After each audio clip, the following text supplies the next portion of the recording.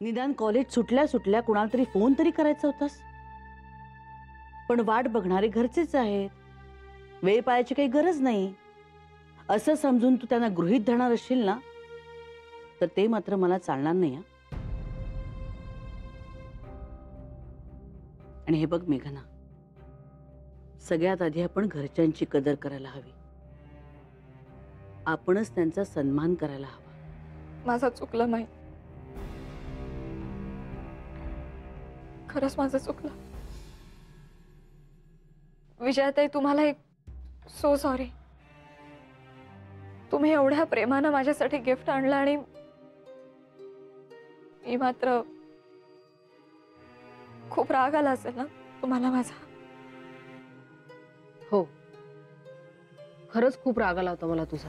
म्हणजे मला थांबावं लागलं म्हणून नाही मेघना, माईंना थांबावं लागलं म्हणून राग आला मला तुझा. अगं, आईसारखं सांभाळतात ते आपल्याला.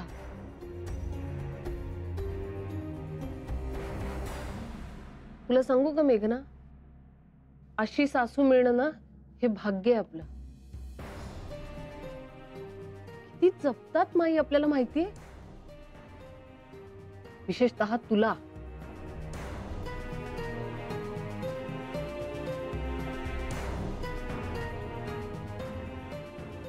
तू नको जपायला त्यांना. तू त्यांना सांगून गेली होतीस की मी लवकर येईल म्हणून, आणि तरीही आली नाहीस तू, म्हणून मला राग आला मेघना तुझा. आणि माईंनी 4-4 वेळा तुला विचारूनच हा कार्यक्रम ठरवला होता की नाही. आम्ही चिडलो होतो, तरी माई तुझ्याच बाजूने बोलत होत्या. त्या म्हणत होत्या की असंच तिचं काहीतरी कारण असेल ग, येईल ती, बिचारी अडकली असेल कुठेतरी. तुला सांगू का मेघना, मला नाही आवडत अगं माईंशी कुणी असं वागलेलं, खरंच नाही आवडत. म्हणून राग आला होता मला तुझा.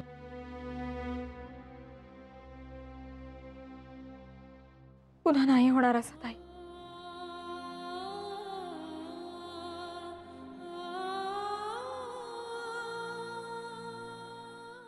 तुम्हाला कल्पना नसेल ताई, पण मी माईंकडून, तुमच्याकडून, इनफॅक्ट घरातल्या प्रत्येकाकडून खूप काही शिकते हो.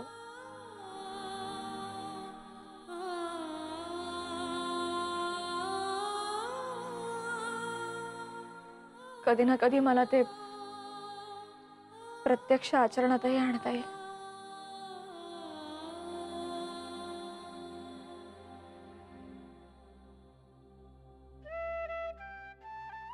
I am so sorry. ठीक आहे, बेस्ट लक तुला.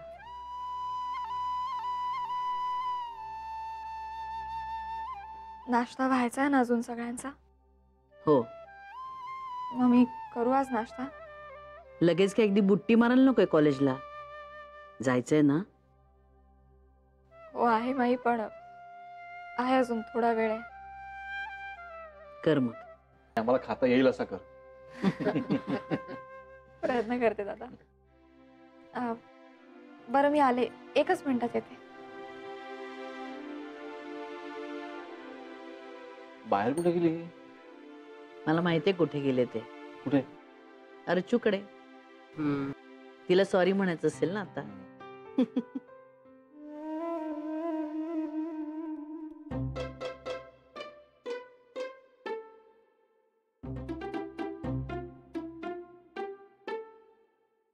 काय ग अर्चू, पैसे हवेत का तुला?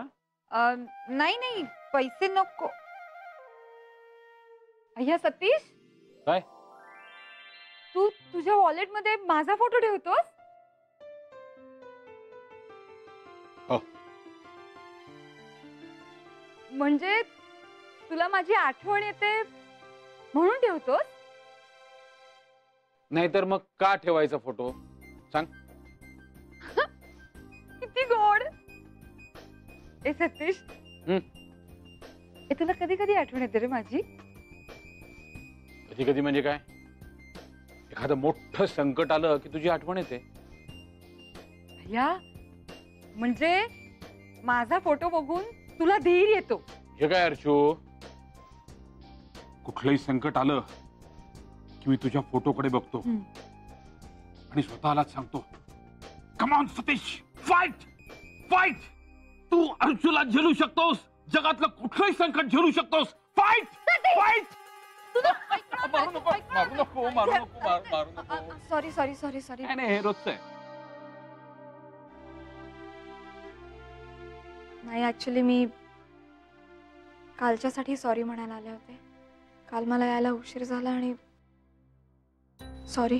असू दे अगं मेघना, तुला मुद्दाम इथे येऊन सॉरी म्हणावं असं वाटलं ना, त्यातच सगळं आलं. आणि खरं सांगू का, आम्हाला आमच्यासाठी नाही, माईसाठी जास्त वाईट वाटलं. तुझ्यामुळे ती बिचारी तोंड घशी पडली, पण तरी सुद्धा ती तुझीच बाजू घेत होती. नाहीतरी अलीकडे तुझे लाड जरा जास्तच होतात. डास खोकला झाला. असं माझं स्पष्टच मत आहे. मला जाणीव आहे त्याच्यातही. बट आय प्रॉमिस यू, पुन्हा नाही होणार असं. खरंच. हे बघ अगं, उगाच आता फॉर्मॅलिटी नको करत. हा, त्यापेक्षा उशी मारायला शिक बघू तू. हा. सतीश! बरं मी खाली सगळ्यांसाठी नाश्ता करते, तुम्ही दोघे या प्लीज. अरे वा वा वा वा वा, मी तर नक्कीच येणार आहे. नाहीतर ही मला कॉम्प्लेक्स देऊनच घालवणार होती यार. सतीश मी आता बघणार नाही आता ती आहे की नाही. मेघना मेघना, हे आपल्या तिघांमध्येच बरं का. खाली त्याचं रिपोर्टिंग नको, नाही का? हो? हो. तुला तर कपाळ मोका झालाय. अगं, मला-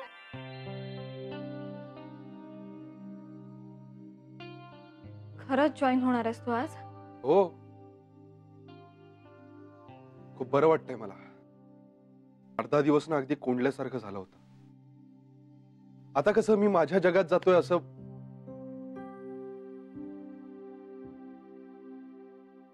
काय झालं?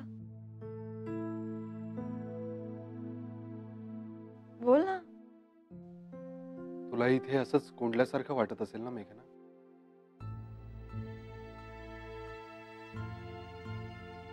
अगदीच कळलं मला ते फिलिंग. आदित्य, नाही नाही, काही बोलू नकोस. खरंच कळतंय मला.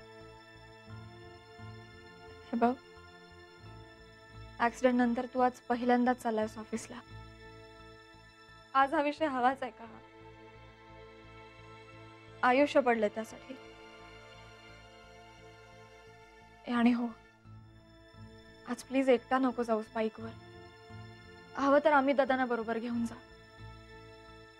हे नाही तर थोडं थांबतोस का तू? मी पटकन आवरते आणि मीच येते तुझ्या बरोबर. मला मला कॉलेजला सोड. काय लहान बाळ आहे का मी? जाईन मी एकटा. आणि तुला वेळ लागेल, मला उशीर होतोय.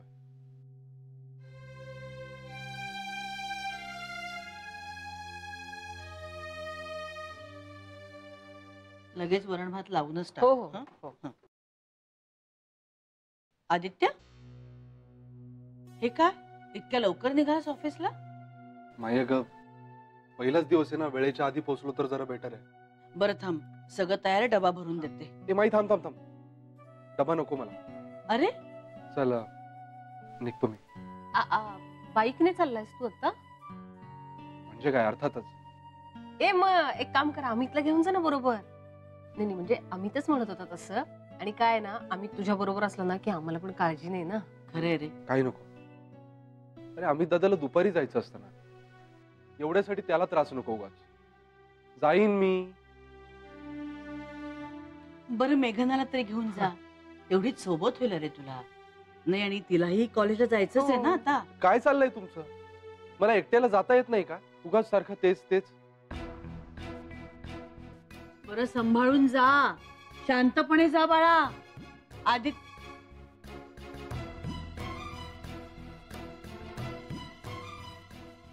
ठेण्याचं बहुतेक कालच्याच गुस्सात आहे. नाही निवळलेलं दिसत नाही.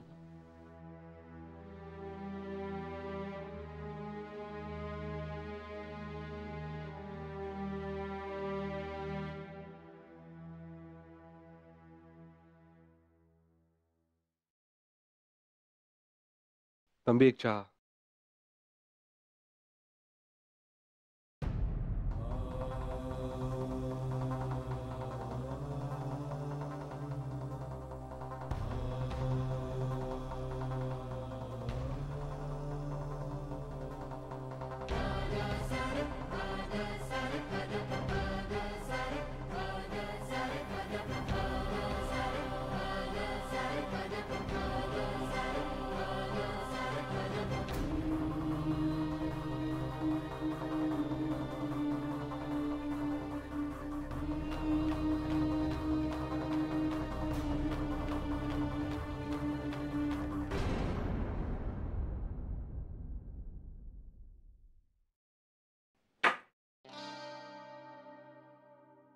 हाय. हाय.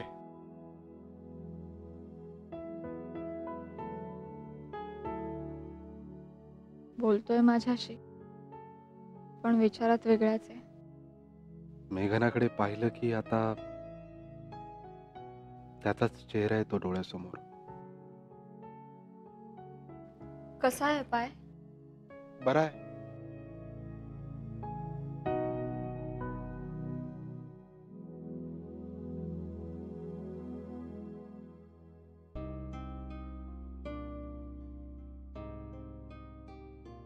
दुपारी जेवलास ना नीट? हो.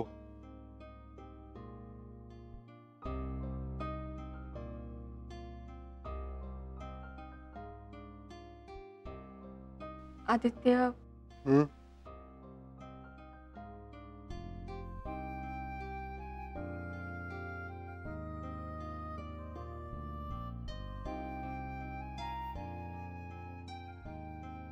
आपल्यातला तणाव प्लीज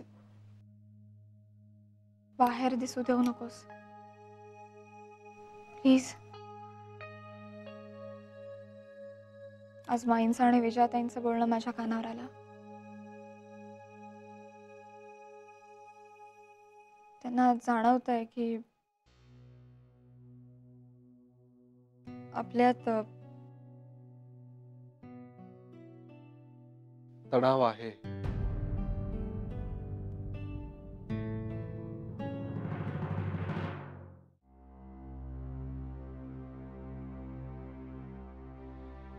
चल, जेवायला येणार आहेस ना? हो. आदित्य, तू अजूनही रागावलायस का माझ्यावर? कशासाठी? मी रागवावं अशी कुठलीच गोष्ट केली नाहीयेस तू. हो, आणि कालचं म्हणशील तर त्याच्याशी बोलणं हे तुझ्यासाठी सगळ्यात महत्वाचं होतं. हे मी समजू शकतोय. इतर कशाही पेक्षा जास्त.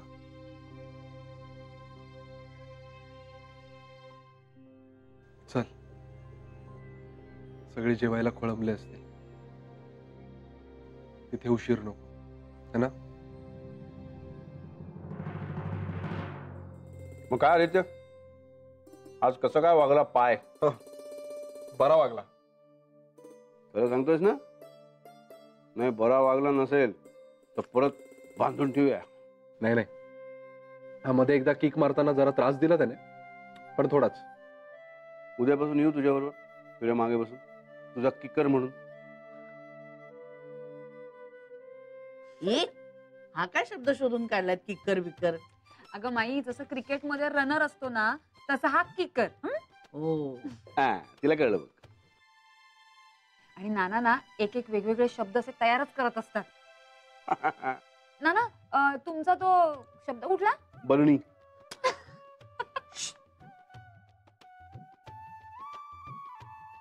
नाही नाही, अजून एक त्यात भर. तो नाही का, विचित्राला तुम्ही चिवित्र म्हणता. पण नाना, छान वाटतं हा ते. आणि काय होतं, नंतर नंतर ना ते शब्द आमच्या पण तोंडात रुळायला लागतात. ते महत्वाचं. कसं असतं, वापरून वापरून शब्द सगळे गुळगुळीत होतात. त्यातून काही उमटे नसो, ना अर्थ ना ध्वनी ना रंग ना रूप, सपाट फ्लॅट. मग अर्थ शोधणारं मन त्या शब्दातली अक्षरं उलटी पालटी करतं आणि काहीतरी नवीन शब्द तयार करतं. कॉलेज कट्ट्यावरचे शब्द असेच तयार होतात नाही का? करेक्ट. रुटीन थोडं ब्रेक केलं पाहिजे रे. रोज रोज काय तेच तेच तेच तेच. ही विंदांची कविता नाही का? सकाळपासून रात्रीपर्यंत तेच ते आणि तेच ते. मेघना, तुझी परीक्षा कधी संपते ग? पुढच्या महिन्यात. गट. मग आदित्य, तुझी परीक्षा संपली की तुम्ही दोघं तुमचं रुटीन जरा ब्रेक करा. आम्हा दोघांकडनं तुम्हाला 10 दिवसाचं हॉलिडे पॅकेज गिफ्ट. मला नाही जमणार नाना. अरे, सुट्टी नाही मिळणार मला. काय रे आधी 10 दिवस तर होतास ना घरात, आणि आता मेघनाला बिचारीला परीक्षा झाल्यानंतर ब्रेक हवाच ना. मग काय. आणि नाहीतरी हनीमूनहून तुम्ही दोघं ना जरा लवकरच परत आलात, आणि त्यात नाना स्पॉन्सर करताय तर मग जा की. अगं नाही, पण ओ नाना, याला जर जायचं नसेल ना तर ते पॅकेज मला द्या, मी जाते. हावरट कुठली? नाही अर्जू, तूच घेते पॅकेज. आदित्य, मला खरंच नाही जमणार. अरे बावळट, तुला चिडवायला म्हणून म्हणाले मी. ते लहान मुलांना नाही का म्हणत, आता हे चॉकलेट माझं, तसं कळलं? घे काय घे. नाही, पण मला खरंच नाही जमणार आहे. हे काय झालं तुझं जेवण? धड 2 घासही नाही खाल्लेस तू. माई, अगं खाणं झालं होतं माझं संध्याकाळी. पोट भरलंय. सॉरी नाना. अरे चलता है चलता है. चल.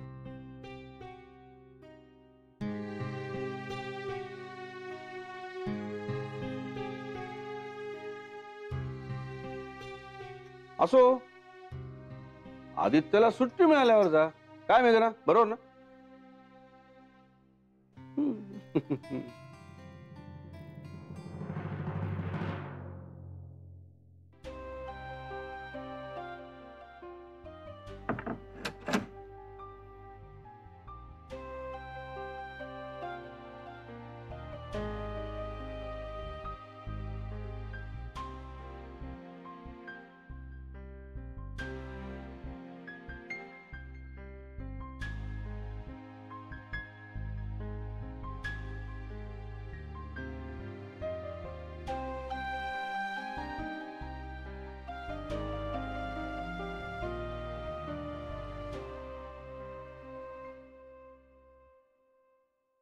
माझ्याही मनाची तयारी झाली नव्हती अतुला भेटण्याची. कदाचित तो कॉलेजमध्ये दिसेल म्हणून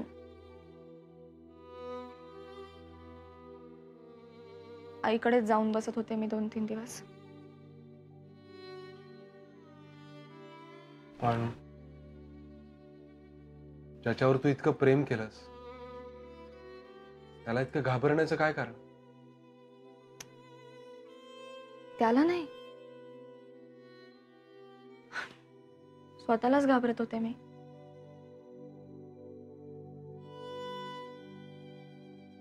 कारण शेवटच्या क्षणापर्यंत मी त्याची वाट बघत होते, आणि त्या क्षणापर्यंत आम्ही जणू काही एकच होतो. त्याचं मन न बोलता मला समजत होतं. माझ्याही मनातला लहान सुद्धा तरंग तो अचूक ओळखायचा. मला पूर्ण खात्री होती की तो येईलच, पण त्या ताटातुटीमुळे भिरभिरले मी आदित्य. मला कळलंच नाही तो का नाही आला. एका सुरात वाजत राहणारी तार अचानक तुटल्यासारखे झाले. मनात कल्लोळ साठून राहिला. त्याच्याशी काय बोलायचं, कोणत्या नात्यानं बोलायचं? तो परका आहे की जवळचा?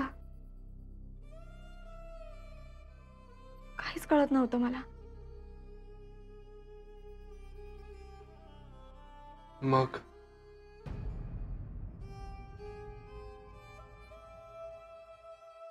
म्हणजे तू त्याला समजवायला गेली होतीस? नाही,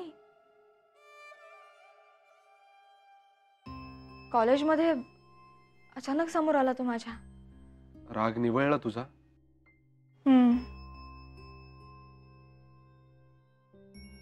कळलं की दोष कोणाचाच नव्हता. आणि तरीही तुम्ही शिक्षा भोगताय.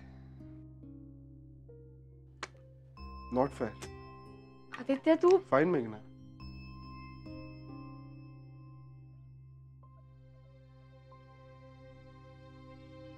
ज्या रस्त्यावर पाऊल टाकायला तू घाबरत होतीस, स्वतःला फेस करायला घाबरत होतीस, त्या रस्त्यावर अनावधानाने असेल पण पाऊल टाकलंयस तू.